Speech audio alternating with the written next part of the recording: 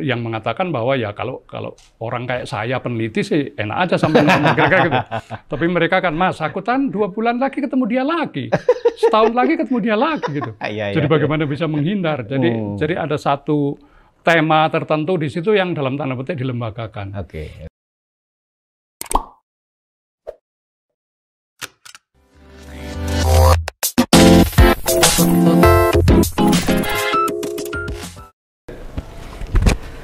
Halo pemirsa, kita bertemu di podcast edisi pertama. Podcast adalah Forest Digest Broadcast.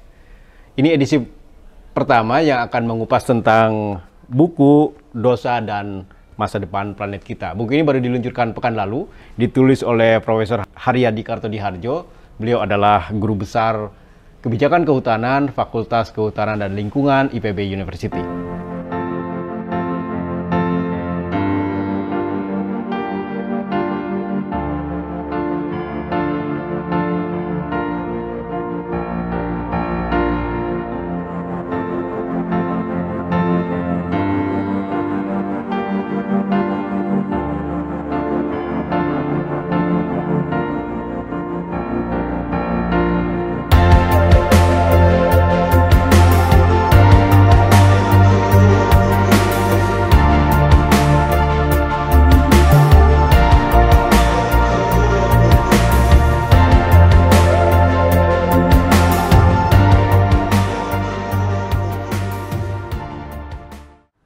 Artikel di dalam buku ini adalah artikel yang muncul di web forestdigest.com setiap hari Senin. Selama 2,5 tahun, Profesor Haryadi menulis dengan tekun dan stabil, serta tones yang prima tentang banyak hal yang menyangkut dengan tata kelola sumber daya alam.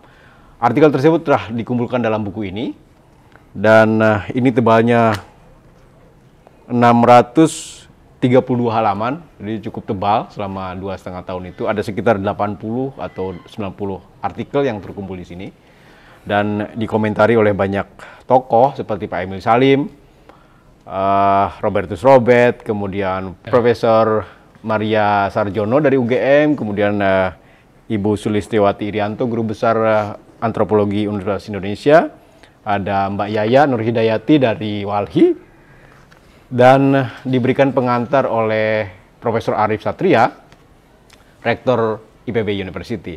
Nah, kita ketemu dengan Prof. Haryadi untuk berbincang tentang buku ini.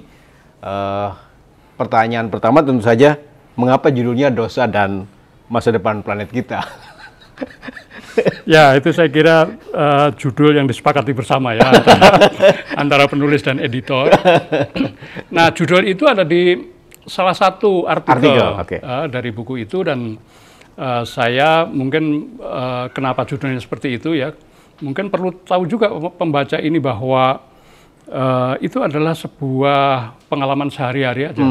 Selama 2,5 tahun apa yang saya alami begitu, kemudian dihubungkan dengan fakta-fakta lapangan tentu. Dan seperti pendapat Pak Emil Salim di situ ya, itu adalah sosial kritik kayak gitu. Untuk memastikan bahwa dua hal sebetulnya. Yang satu adalah supaya pembacanya sama-sama ikut memahami apa yang terjadi di lapangan, tetapi juga saya sendiri punya pendapat tentang apa yang terjadi itu bisa dukungan, bisa kritik gitu ya. Nah, secara keseluruhan begitu, dan bab-bab yang ada tentunya cukup luas ya, mulai dari kampus, mulai dari masyarakat, ya, mulai dari perubahan iklim, konservasi sumber daya alam itu sendiri, termasuk juga politik korupsi di Indonesia. Itu yang paling banyak rasanya. Karena Pak Haka, kita memanggil Prof. Haryadi dengan Pak Haka atau Prof. Haka, itu hampir mungkin 30 tahun ya, meneliti tentang tata kelola. Ya tentu saja tata kelola akan berkait sangat erat dengan manajemen birokrasi, dan pada akhirnya tentang korupsi gitu. Jadi cukup kental di buku ini bagaimana Prof. Haka menulis tentang korupsi dari sumbernya, dari prakteknya, hingga cara menyembuhkannya sebetulnya. Sehingga ini panduan yang lengkap bagaimana seharusnya kita kalau ingin memberantas korupsi, ada tata caranya. dari mulai paradigma sampai ke prakteknya. Nah, terutama dalam korupsi sumber daya alam, karena rasanya itu tema pokok ya.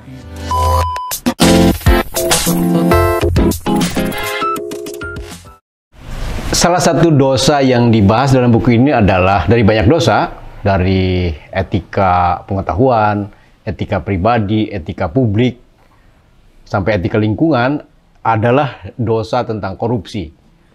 Prof. Haryadi atau kita biasa memanggilnya Prof. Haka itu menulis banyak sekali tentang dosa korupsi ini.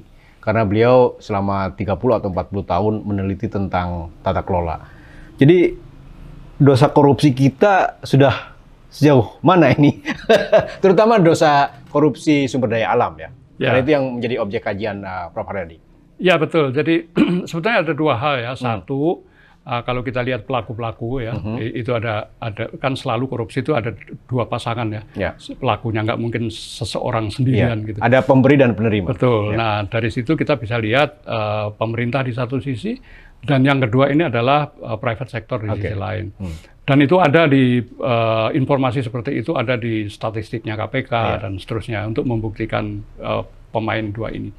Nah tentu yang saya gali di situ sebenarnya adalah fakta-fakta lapangan, apakah itu dari riset yang diketahui langsung begitu, atau dari penyidikan ya, sidang pengadilannya dan seterusnya seperti itu. Nah, kita mendapatkan satu fakta bahwa di dalam pemerintahan itu memang ada semacam struktur pemerintahan ini yang menjadi penyebab, begitu ya. Jadi tentu boleh saja orang melihat bahwa ini soal moral individual, soal itu pasti menentukan, gitu ya. Tetapi secara struktural juga ada pengaruh-pengaruh. Artinya sistemnya yang membuat betul. Jadi sistemnya yang membuat itu terjadi, baik cara mempertanggungjawabkan keuangan, gitu ya, bagaimana ukuran kinerja diukur, ya, hal-hal seperti itu. Dan itu sebenarnya sudah selama penelitian 10 tahun terakhir, ya, waktu itu Litbang KPK sudah merumuskan itu dan juga dibicarakan ya dengan kementerian segala macam seperti itu. Nah, yang kedua adalah swasta, yang sungguh sangat menarik sebetulnya karena penekannya itu sebetulnya adalah situasi jangka pendek yang dihadapi swasta yang harus bereaksi dalam konteks jangka pendek itu. Jadi misalnya begini, jadi kalau dia harus dapat pelayanan dan bekerja tahun depan, tahun ini harus mendapatkan rencana kerja yang disahkan. Kalau rencana kerja ini tidak gratis ya, dan harus membayar sesuatu, dia harus membayar itu, gitu ya. Kalau enggak, ya nggak bisa kerja gitu. Nah, sering saya juga dialog dengan teman-teman yang informan segala macam kayak gitu. Dari swasta? Iya, dari swasta yang mengatakan bahwa ya kalau orang kayak saya peneliti sih enak aja sampai ngomong kira-kira gitu. Tapi mereka kan, Mas, aku kan 2 bulan lagi ketemu dia lagi, setahun lagi ketemu dia lagi gitu. Jadi bagaimana bisa menghindar? Jadi ada satu tema tertentu di situ yang dalam tanda petik dilembagakan. Nah dari situ tentu mempunyai perspektif atau mempunyai strategi solusi yang berbeda-beda. Nah dan harus konsisten jangka panjang. Seperti kalau kita lihat. Kenapa Singapura bisa, gitu ya? Kenapa Jepang bisa? Ini katanya dengan private sector corruption ya.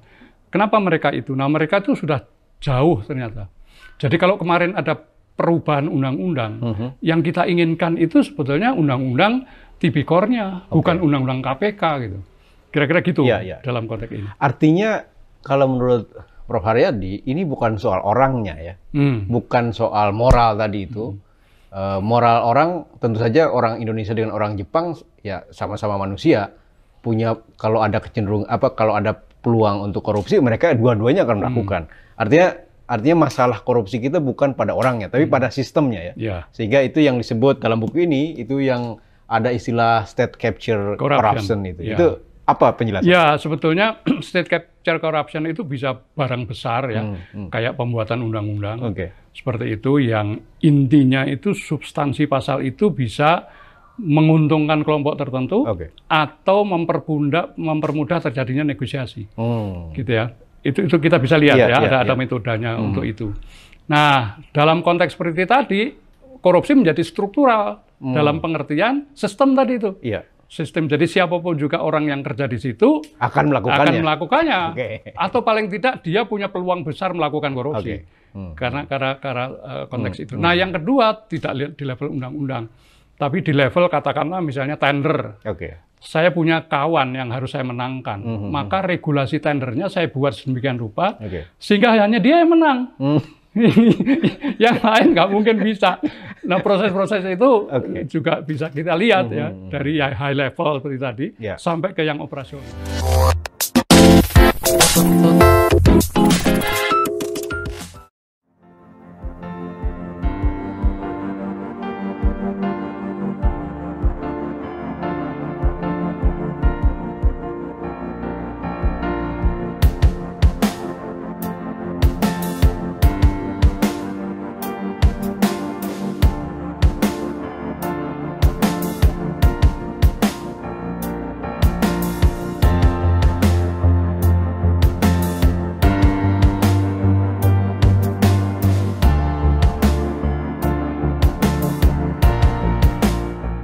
Kalau begitu dari sistemnya yang rusak tadi itu, maka dari mana kita harus memulai agar Indonesia, seperti judul buku ini, masa depan Indonesia ini tidak terus diwarnai korupsi. Karena kita sepakat bahwa korupsi adalah kejahatan luar biasa dan itulah penyebab utama kita tidak kunjung menjadi bangsa yang terhormat dalam peradaban modern. Dari mana mulainya? Ya, itu memang sangat tergantung pada yang dimaksud kita itu di mana dan punya kewenangan seberapa besar.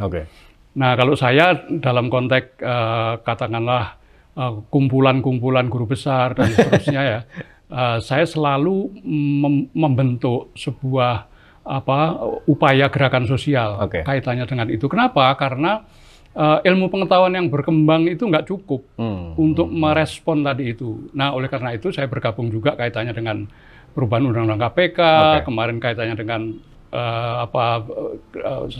tenaga kerja di KPK seperti itu ya, saya kira publik udah tahu.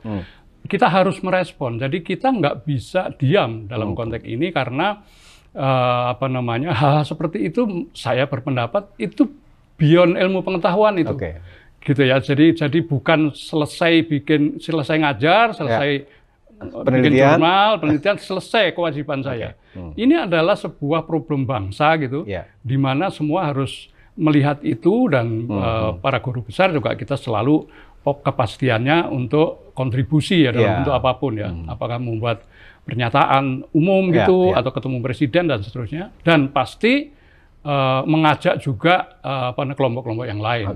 Gitu, ada LSM, ada peminat anti korupsi dan seterusnya. Jadi pernyataan ini adalah sebuah ajakan kepada para ilmuwan, pada para akademisi di kampus agar keluarlah dari kampus ketika melihat sesuatu yang tidak beres, kira-kira gitu ya.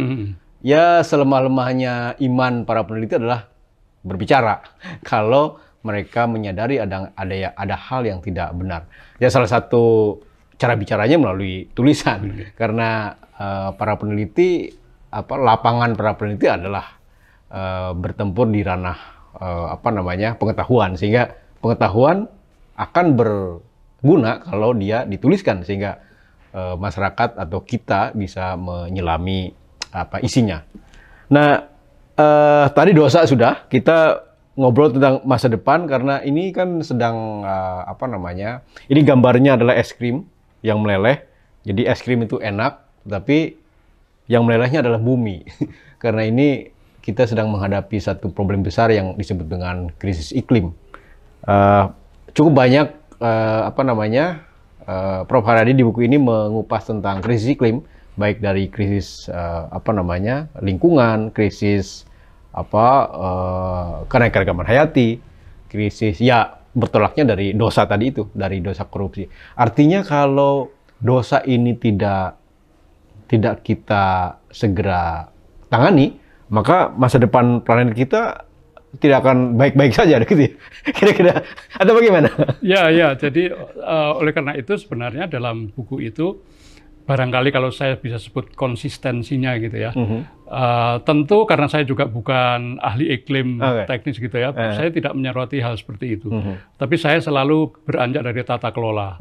Tata kelola sumber daya alam yang mempengaruhi itu dan juga unsur-unsur masyarakat yang bisa mempengaruhi itu gitu ya. Nah, saya fokus ke sana.